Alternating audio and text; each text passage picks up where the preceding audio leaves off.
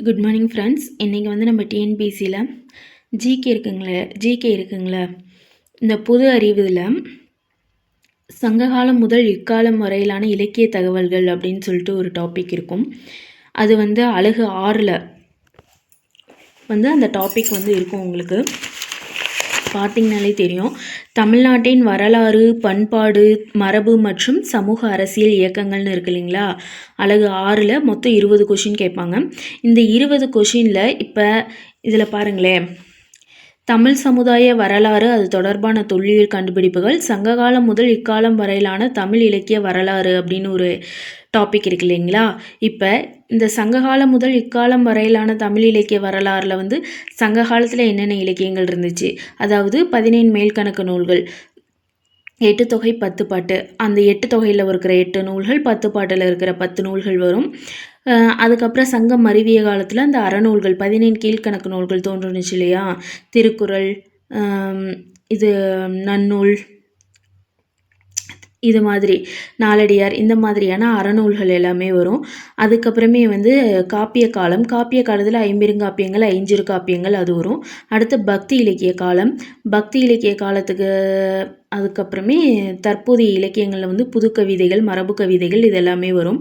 இப்போ நம்ம வந்து பக்தி இலக்கிய காலம் இருக்கு இல்லையா, அதில் மொத்தம் 4 நம்ம படிக்கிற மாதிரி இருக்கும். ஒன்று வந்து சைவ திருமுறைகளை பற்றி படிக்கணும், 2வது வந்து வைணவ பக்தி இலக்கியங்களை பற்றி, 3 வந்து இஸ்லாமிய பக்தி இலக்கியங்களை பற்றி, 4 கிறிஸ்துவ பக்தி இலக்கியங்களை பற்றி நம்ம வந்து படிக்கணும்.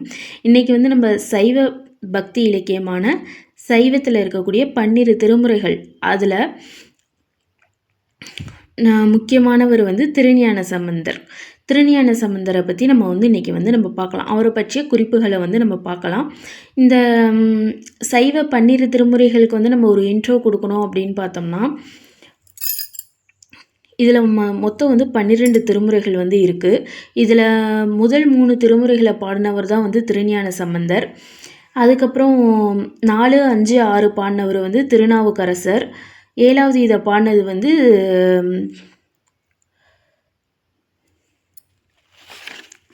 சுந்தரர். இப்போ இவங்க 3 பேத்தையும் தான் வந்து நம்ம வந்து என்ன சொல்லுவோம் அப்படின்னா தேவாரம் பாடிய மூவர் அப்படின்னு சொல்லுவோம். இதில் இன்றைக்கி நம்ம திருஞான சம்பந்தரை பற்றி வந்து நம்ம ஃபுல் டீட்டெயிலாக வந்து நம்ம பார்க்க போகிறோம். இப்போ திருஞான சம்பந்தர் பிறந்த ஊர் அப்படின்னு பார்த்தோம்னா, அவர் வந்து சீர்காழியில் வந்து பிறந்தார். அவருடைய இயற்பெயர் வந்து ஆளுடைய பிள்ளை. அவங்க அப்பா அம்மா பேர் என்னன்னு பார்த்தோம்னா, அவங்க அப்பா பேர் வந்து சிவபாத இருதயர், அம்மா பேர் வந்து பகவதி அம்மையார். இவங்களுடைய குலம் வந்து அந்தனர் குலம். இவங்க பிறந்த ஊர் வந்து சீர்காழின்னு சொன்னேன் இல்லைங்களா. அந்த சீர்காழிக்கு வந்து தோணிபுரம், பிரம்மபுரம், வேணுபுரம் அப்படின்னு 3 பெயர்கள் இருக்குது. இவருடைய வேறு பெயர் வந்து பரம சமய கோளரி அப்படின்னு சொல்கிறாங்க. இந்த சைவ சமயத்தில் 4 சமய குறவர்கள் இருக்காங்க. அவங்க 4 பேத்தில் முதலாவதாக குறிப்பிடப்படுபவர் வந்து திருஞான சம்பந்தர் தான். இந்த திருஞான சம்பந்தர் பாடிய இந்த 3 திருமுறைகளும் தான் வந்து தேவாரத்தோட முதல் 3 திருமுறைகள். இதில் 1, 2, 3ஆம் திருமுறைகளை வந்து திருஞான சம்பந்தர் வந்து பாடியிருக்கிறாரு.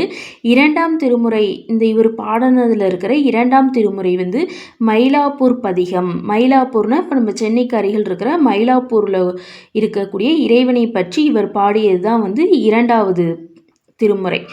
இவர் மொத்தம் பாடினது வந்து 16,000 பதிகங்கள். இந்த 16,000 பதிகங்களில் கிடைச்சது வந்து 384 பதிகங்கள் தான் வந்து கிடைச்சிருக்கு. ஒரு பதிகம் அப்படின்னா அதில் 10 பாடல்கள். ஸோ மொத்தம் இருக்கிற பாடல்கள் வந்து 3840 பாடல்கள். இதில் நிறைய கருத்து வேறுபாடுகளும் வந்து இருக்குது.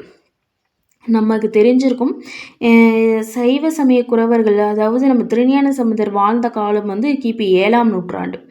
கிபி 7ஆம் நூற்றாண்டில் வந்து அவர் வாழ்ந்திருக்கிறாரு. அதாவது சங்கம் மருவிய காலம், அதாவது களப்பிரர் காலம் வந்து 6ஆம் நூற்றாண்டு வரைக்கும் இருக்கும்.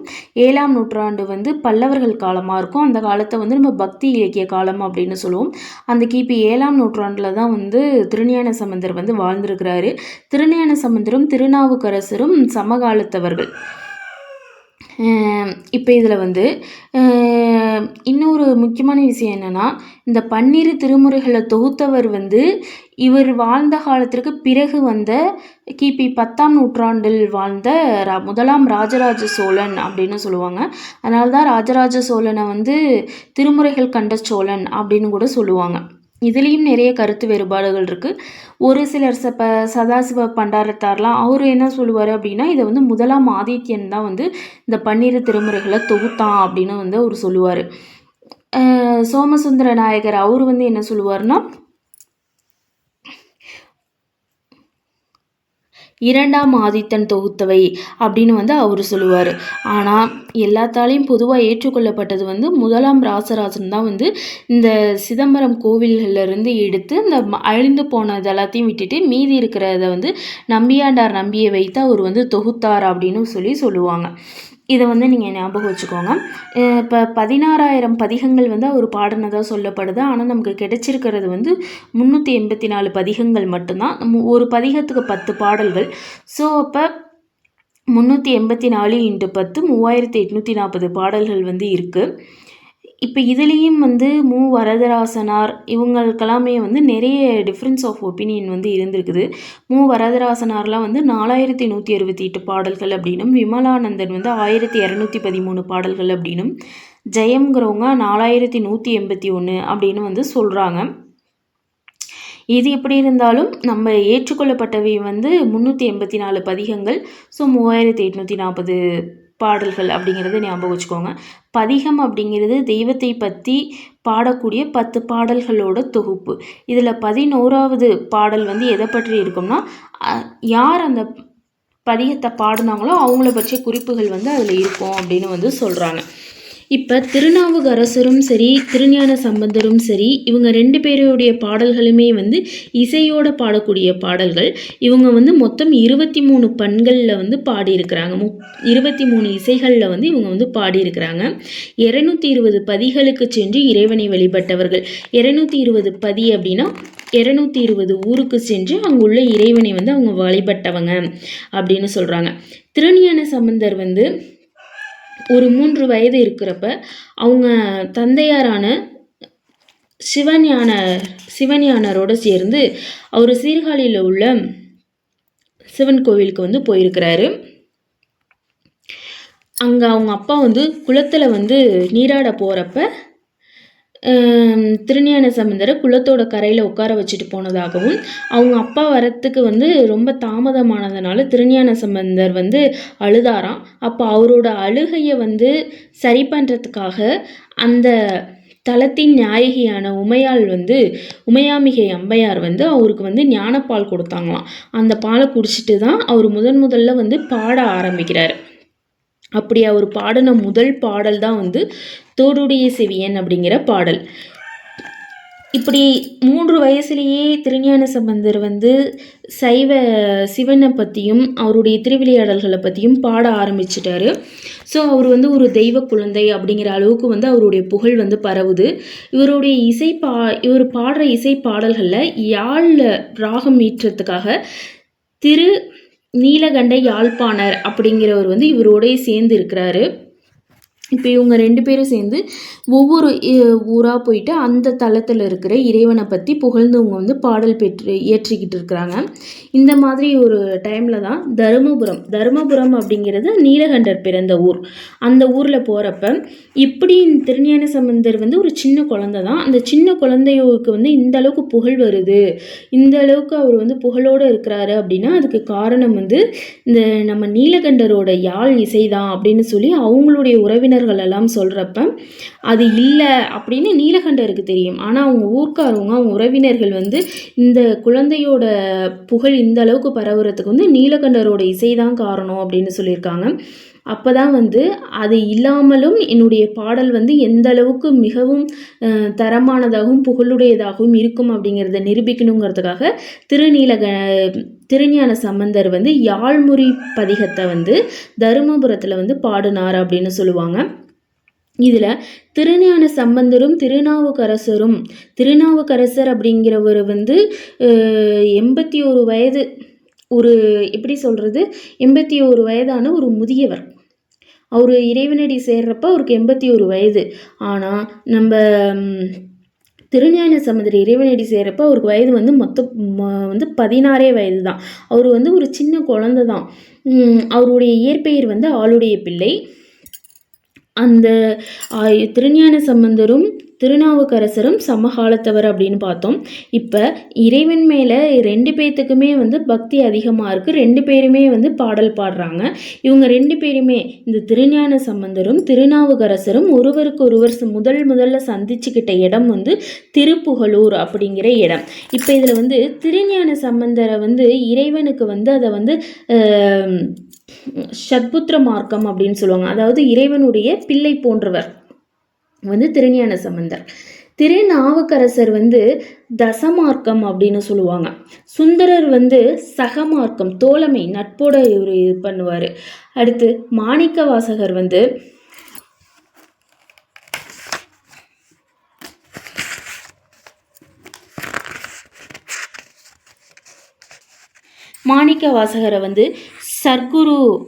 சர்க்குரு மார்க்கம், ஞான மார்க்கம் அப்படின்னு சொல்லுவாங்க.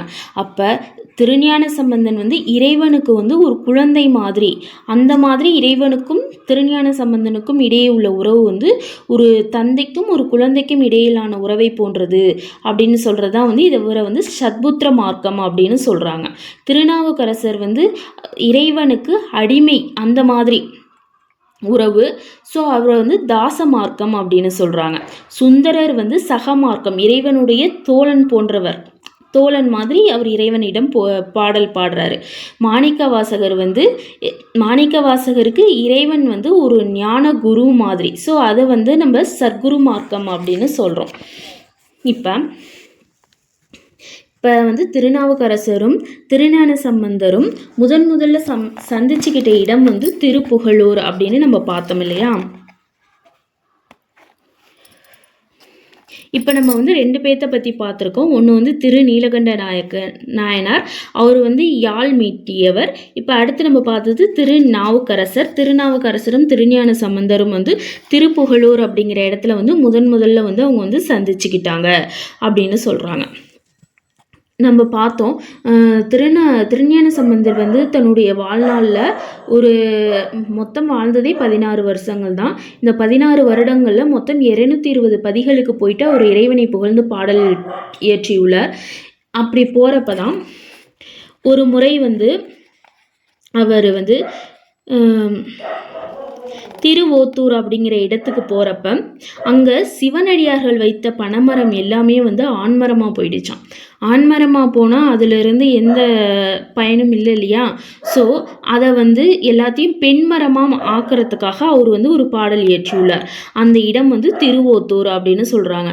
அதே மாதிரி பாம்பு தீண்டிய ஒரு வணிகனுக்கு வந்து பாம்பு தீண்டிருச்சு, அவருடைய விஷத்தை வந்து தீர்த்த இடம் வந்து திருமருகல் அப்படின்னு சொல்கிறாங்க.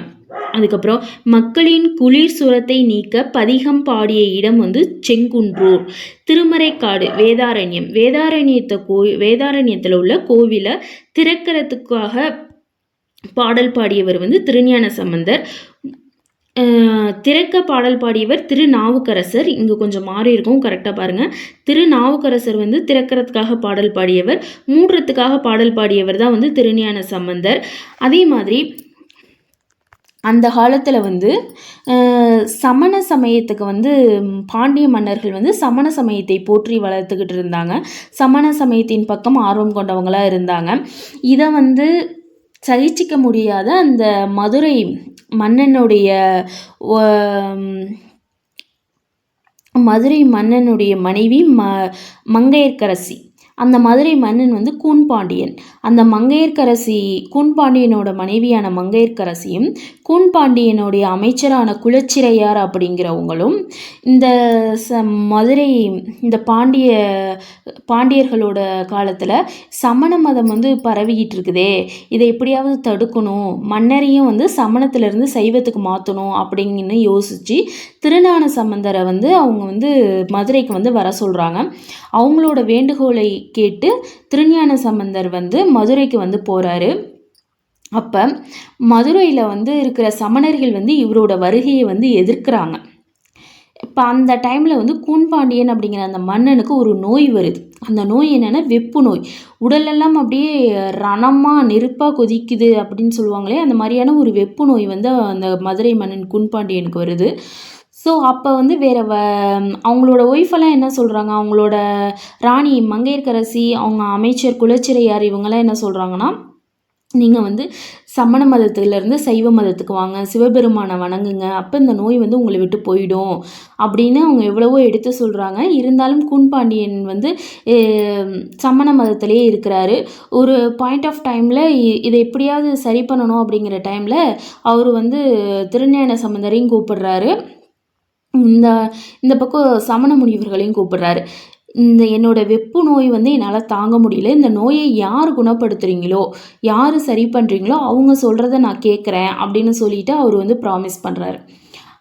கூன்பாண்டியன் சொன்னதுனால அந்த கூன்பாண்டியனோட இடதுபுறம் வந்து சமணர்கள் வந்து அவங்களுடைய வேத ஆகமங்களை சொல்லி அந்த நோய் தீர்க்கறதுக்காக அவங்க வந்து இது பண்ணுறாங்க. இந்தாண்ட வலப்புறம் வந்து திருஞான சம்பந்தர் வந்து அந்த நோயை தீர்க்கறதுக்காக அவர் வந்து சைவ வேத ஆகமங்களை சொல்லி சரி பண்ணுறதுக்கு அவர் ட்ரை பண்ணிகிட்ருக்காரு. இப்படி இருக்கிறப்ப இவர் திருஞான சம்பந்தர் வந்து சிவனை வேண்டி மந்திரமாவது நீருன்னு சொல்லி ஒரு பதிகத்தை பாடி அந்த வலதுபுறம் இருந்த வெப்பு நோயை முழுவதுமே குணப்படுத்திடுறாரு. அந்த நீரை மந்திரமாவது நீருங்கிற அந்த பதிகத்தை பாடி நீரை எடுத்து வலதுபுறம் பூசுறாரு. அந்த கூன்பாண்டியனோட வலப்புற நோய் எல்லாமே தீர்ந்துடுச்சு, முற்றிலும் அவருக்கு குணமாயிடுச்சு. இதை பார்த்த கூன்பாண்டியன் உடனே என்னோட இடதுபுற நோயையும் வந்து இது பண்ணுங்க அப்படின்னு சொன்னோன்னே இடதுபுறத்தில் இருக்கிறதையும் வந்து அவர் குணப்படுத்திடுறாரு. இப்போதான் வந்து மன்னனுக்கு வந்து தன்னுடைய தவறை உணர்ந்து சமண சமயத்திலேருந்து அவர் வந்து சைவ சமயத்துக்கு வந்து மாறுறாரு. சைவ சமயத்துக்கு அவர் வந்து சைவ சமயத்துக்கு மாறுறாரு. அதுக்கு முன்னாடி அவர் வந்து கூன்பாண்டியனாக இருக்கிறாரு. அப்படின்னு என்ன முதுகு வளைஞ்சு போய் இருக்கிறாரு. அதையும் வந்து திருஞான சம்பந்தர் வந்து பதிகம் பாடி அந்த கூனையும் வந்து நிமிர செய்கிறார். அதிலிருந்து அந்த கூன்பாண்டியன் வந்து நின்ற சீர் நெடுமாறன் அப்படின்னு அழைக்கப்படுறாரு. இப்போ இந்த டைமில் தான் வந்து சமண முனிவர்களுக்கும் திருநாவுக்கரசருக்கும் இடையில் அனல்வாதம் புனல்வாதம் அப்படின்னு 2 வாதங்கள் நடக்குது. அனல்வாதம் அப்படிங்கிறத வந்து அந்த வெப்பு நோயை போக்குறதுக்காக சமண முனிவர்களுக்கும் திருஞான சம்பந்தருக்கும் போட்டி ஏற்பட்டுச்சு இல்லையா, அதுதான் வந்து அனல்வாதம். புனல்வாதம் அப்படின்னா என்னன்னா, தன்னுடைய அந்த கருத்துக்களை எழுதி அவங்க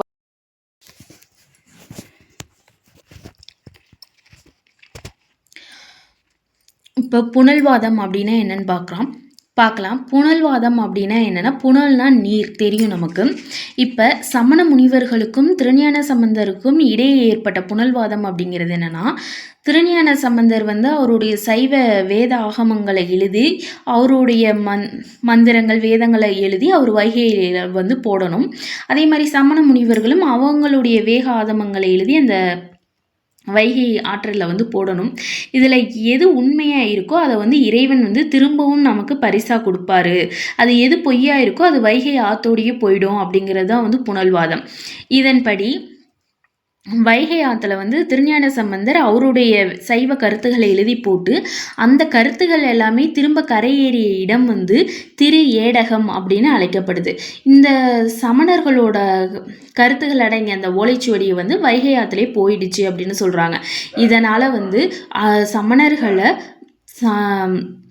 அனல்வாதத்திலையும் புனல்வாதத்திலையும் வந்து சைவரான திருஞான சம்பந்தர் வந்து வென்று விட்டார், அவர்களை தோற்கடிச்சிட்டார். அப்படிங்கிறதுனால மதுரை பாண்டிய மன்னர்களோட ஆட்சி பகுதியில் சமண மதம் வந்து கொஞ்சம் கொஞ்சமாக போயிட்டு திரும்ப சைவ மதம் வந்து கொஞ்சம் கொஞ்சமாக தலைத்தோங்க செய்யுது அப்படின்னு சொல்கிறாங்க. அதுக்கப்புறமே இந்த மாதிரி திருஞான சம்பந்தர் வந்து சமணர்கள் அனல்வாதத்திலையும் புனல்வாதத்திலையும் தோற்கடித்ததுனால சமணர்கள் வந்து மதுரையை விட்டு வெளியேறிட்டாங்க. இப்படி கொஞ்சம் கொஞ்சமாக மதுரையில் வந்து சைவ மதம் திரும்பவும் வந்து தலைத்தோங்க தொடங்கிடுச்சு.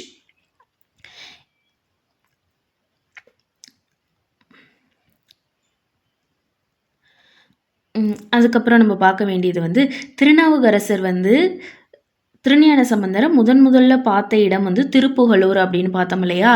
திருநாவுக்கரசர்